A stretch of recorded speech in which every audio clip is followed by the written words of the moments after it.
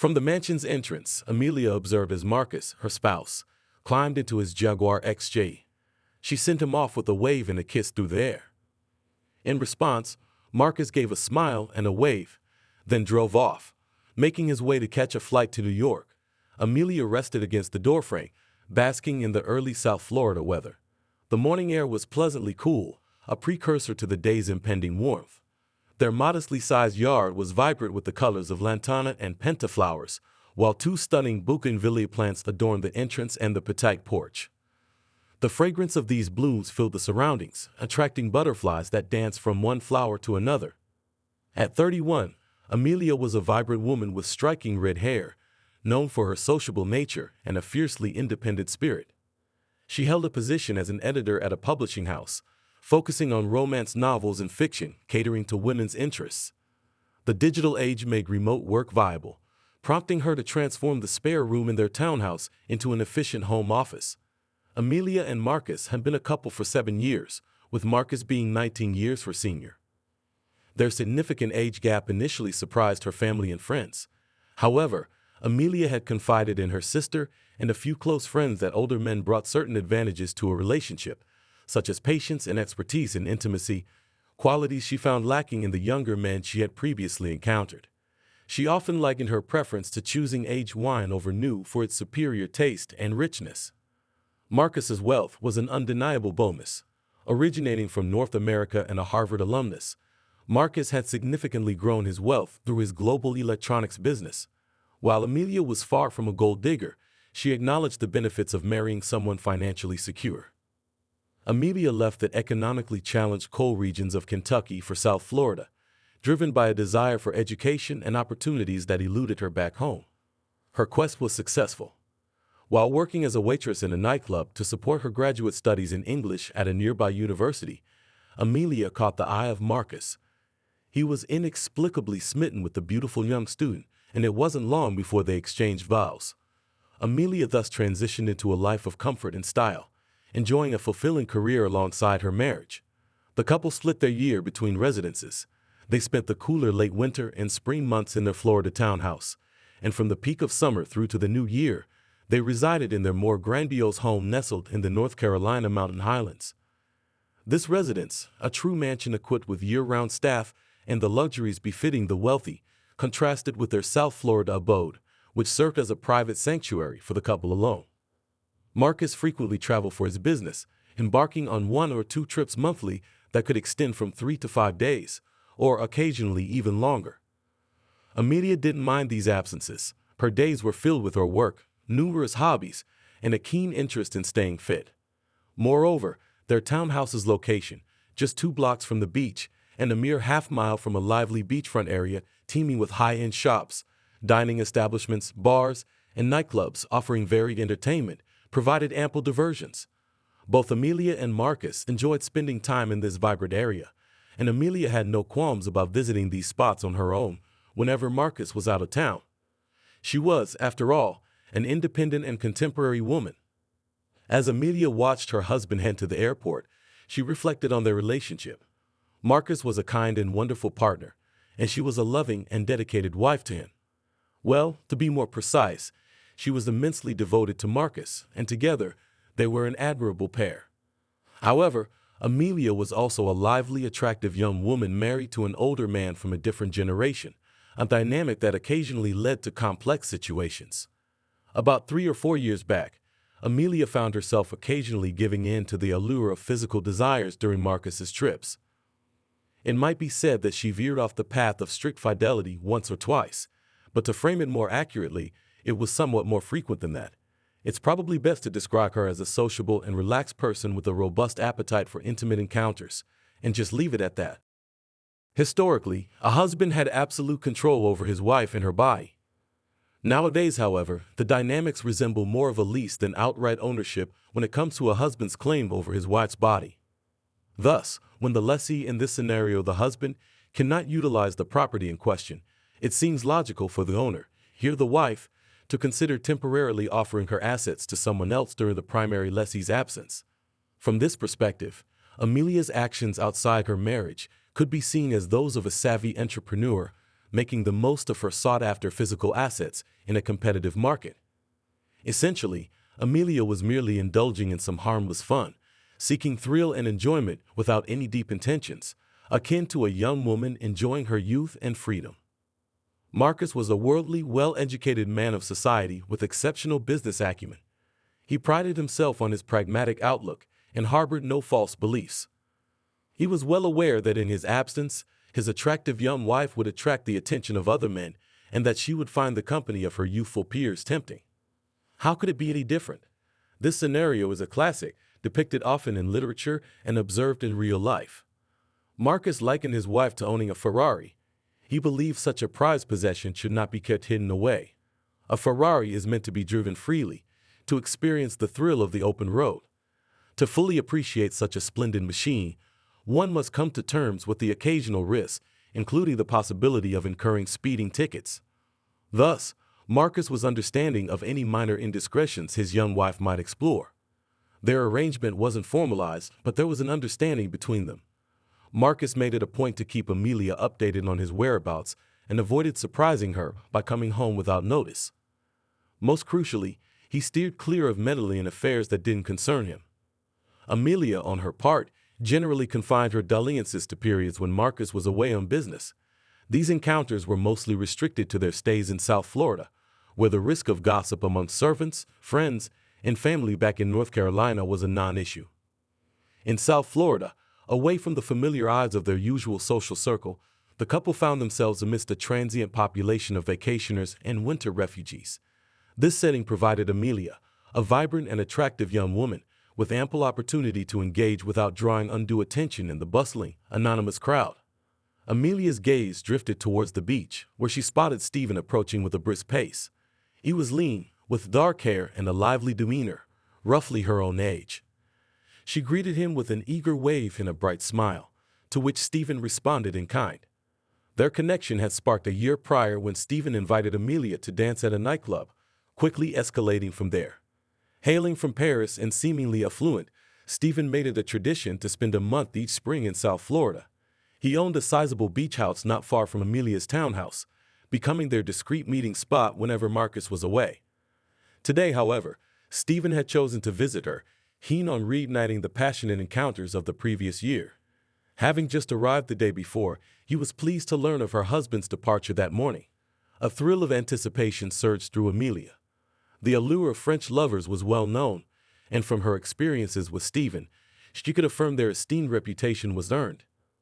Amelia was captivated by the allure of a lover from afar, reminiscent of the characters in the romance novels she worked on. The allure of his accented English melted her resistance away. Being with my husband is wonderful, but being with Stephen, it's like indulging in a thrilling taboo adventure, filled with the excitement of the unknown and the risky. She cherished the experiences with both men, viewing them as distinct realms of her sexual life that never overlapped. When Stephen arrived at the porch, Amelia quickly pulled him inside and shut the door behind them. She wrapped her arms around him, delivering a passionate kiss that conveyed her deep longing, her tongue eagerly seeking his. Stephen eagerly reciprocated her fervent advances. After ending their intense kiss, Amelia, filled with eager anticipation, swiftly led Stephen up the stairs to the master bedroom. Upon entering, she started to undress him, and he eagerly reciprocated. They moved quickly towards the bed, both now without clothes. The bed, an old-fashioned iron one, stood tall enough that Amelia needed a small jump to get onto its edge. Stephen gently laid her down and positioned himself by the bed. He then started to passionately kiss her, focusing on her most sensitive areas as her legs rested on his shoulders, her body reacting with intense, uncontrollable pleasure. Amelia's fingers found their way through Stephen's dark hair, pulling him closer in a tight embrace. The sound of footsteps on the stairs, followed by a chilling call, "Darling," broke the silence. Amelia, completely engrossed in Stephen's intimate attentions, hadn't noticed the sound of her husband's car, the distinctive jingle of the car door's automatic lock, nor the front door opening. This was the disastrous moment their affair was exposed. Her husband walked in unexpectedly. Stephen suddenly looked up from his position between Amelia's thighs, his eyes filled with panic. To Amelia, peering down at him, Stephen resembled a startled groundhog popping out of its burrow, caught off guard by some looming threat. The urgency of her husband's impending discovery of their illicit encounter left no room for hesitation. Under different circumstances, Amelia might have found humor in Stephen's panicked look as he peered up from between her legs. Both whispered in a frantic hiss, "Stephen with your husband, and Amelia with my husband." "Honey, the airline just texted. My flight's been canceled. I'm on a later one," came the voice of her husband. The pair leaped from the bed upon hearing Marcus's slow and steady ascent up the stairs, each step a heavy echo of their looming doom. In a whisper tinged with panic, Stephen clutched Amelia's hand. "My God, what should we do?" Fear was evident in his voice. Amelia realized the gravity of the situation. Typically, a husband who stumbles upon another man with his wife responds with intense rage, often targeting the other man. Marcus's strong, athletic build had always been a draw for her. He had even achieved some success as a heavyweight boxer in the Harvard Boxing Club. In contrast, Stephen leaned towards the intellectual side, with a passion for poetry and art rather than physical pursuits. Given their contrasting statures and interests, a confrontation would likely end unfavorably for Stephen, regardless of their age difference. The options were stark: face Marcus's wrath together or find a way to conceal Stephen. Amelia quickly evaluated their dire predicament with the urgency of a commander staving off an imminent disaster. Marcus's proximity eliminated any chance of Stephen discreetly escaping to the office in the spare room. Both the closet and the bathroom might offer temporary concealment, yet they were risky if Marcus decided to investigate. However, the antique bed provided a potential hiding place, with a clearance of about 30 inches beneath it and a blanket that nearly touched the floor. Urging Stephen towards the bed, Amelia whispered sharply, "Get in deep and lie still, no matter what happens." Without a moment's delay, Stephen made his move, only to collide with the bed's lower iron railing with a soft thud. His chuckle was cut short as he winced, clutching his forehead. Amelia, growing more desperate, nudged him forward with her foot against his bare backside, whispering frantically, "For God's sake, hurry up." With renewed urgency, Stephen scrambled under the bed. Amelia's last view was of his feet, as he awkwardly pulled the rest of himself to concealment, thinking to herself, "My God, this is like something out of a vaudeville show or one of Shakespeare's complex comedies."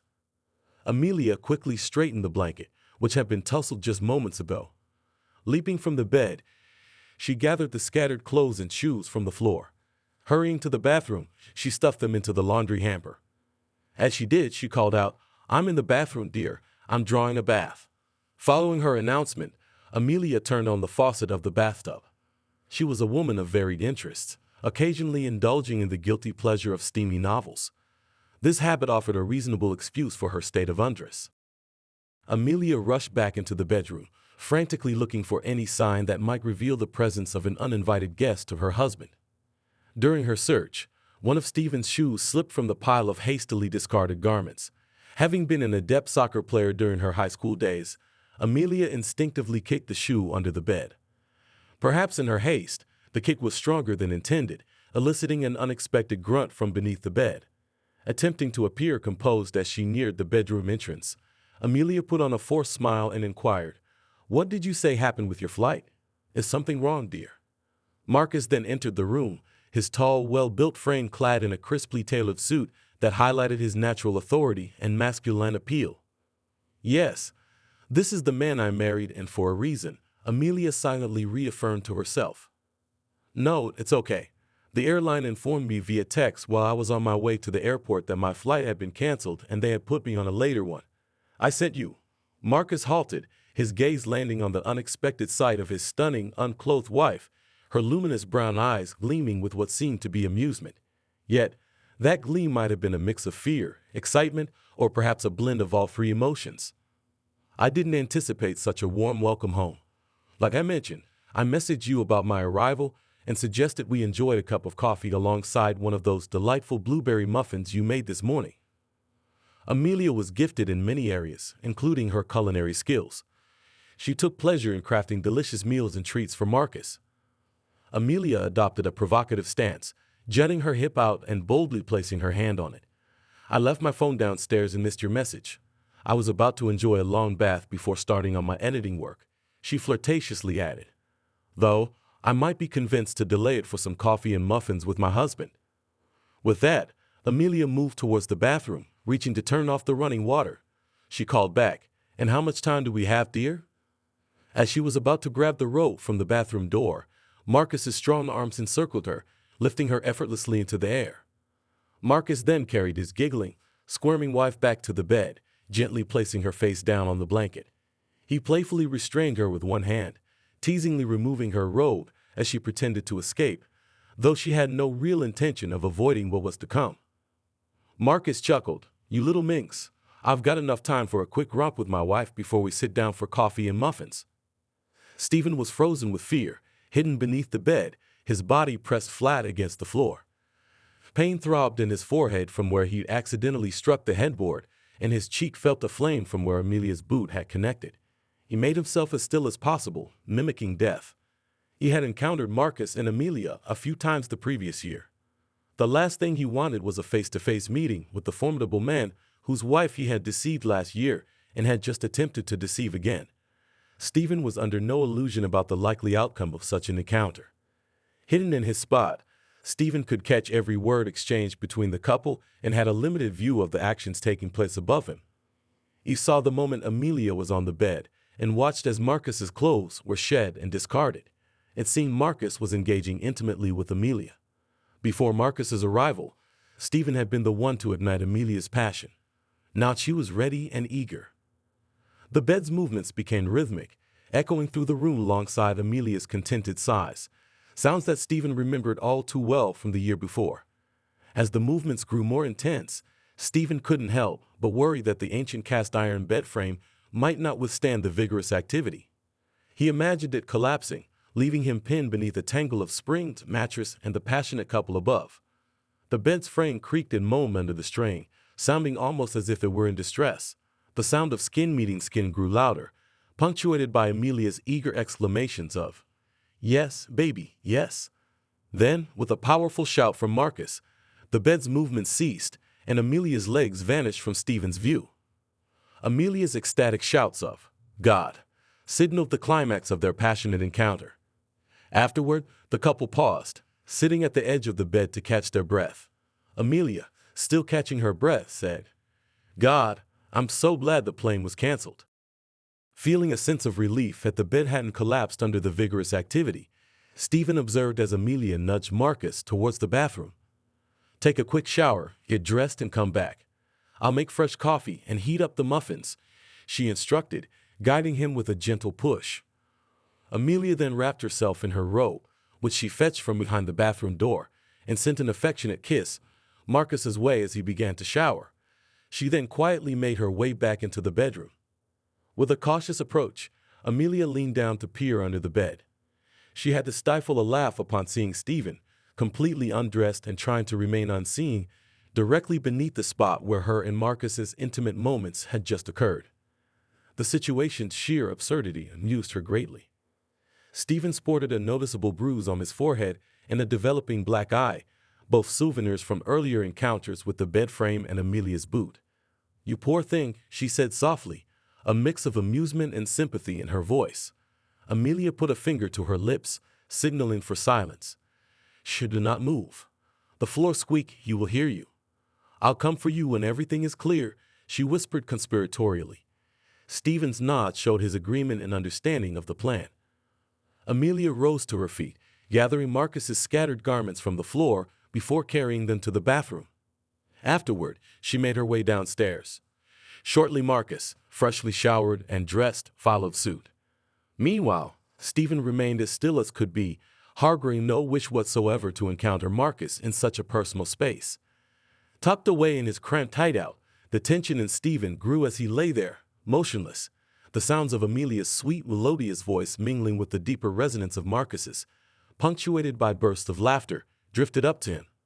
They were evidently enjoying their coffee and muffins together, a stark contrast to the awkward predicament of Amelia's concealed and discomforted lover just above them. Amelia glanced at her watch and suddenly said, "Honey, that was great, but if you're going to catch the plane, you need to get going." Marcus grimaced in agreement. "You're right. It really was great, but I have to go." They shared a heartfelt kiss at the door before Amelia watched Marcus leave, marking his departure for the second time that morning. Turning back, Amelia's attention was caught by her phone vibrating on the table near the door, signaling an incoming message. It showed 2 texts from Marcus.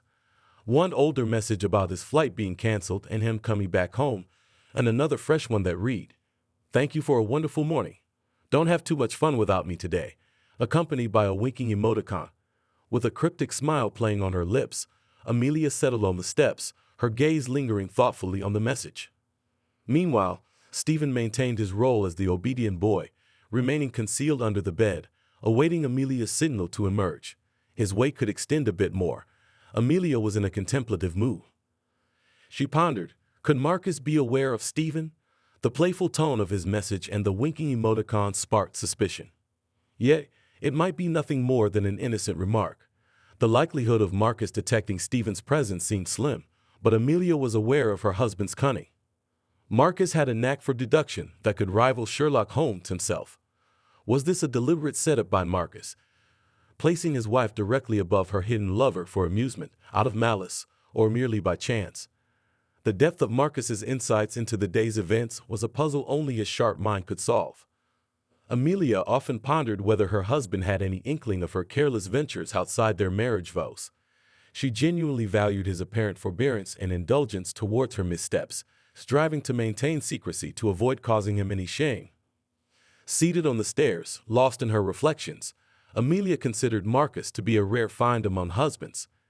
His seniority came with its own set of advantages and disadvantages, but in Marcus's case, the benefits surely tipped the scale. She somberly acknowledged that women married to men their own age might enjoy more years of companionship than she would with Marcus. It might be the right moment, she thought, to mature and prioritize their marriage more earnestly. Amelia swiftly composed a message to her spouse, stating, "Plans have changed, dear. First, I'm taking out the trash, then packing my bags to catch an afternoon flight to New York.